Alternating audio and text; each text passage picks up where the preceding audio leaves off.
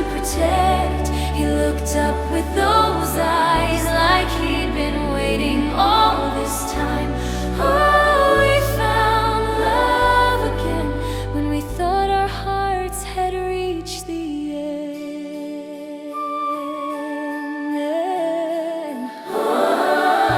He was left there abandoned, just a number, just a name. But the moment that they saw him, something shifted, something changed. They carried him home gently, wrapped in blankets, wrapped in grace. And somehow in his presence, light returned to every space.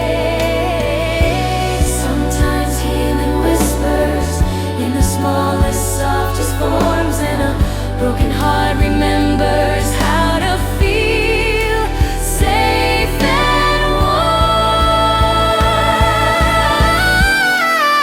Yes, we found love again when we opened up our hands, when we chose a wounded soul who helped us learn to stand.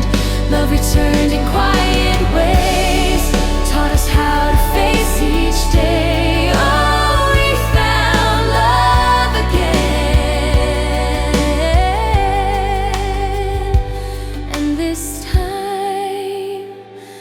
It stayed,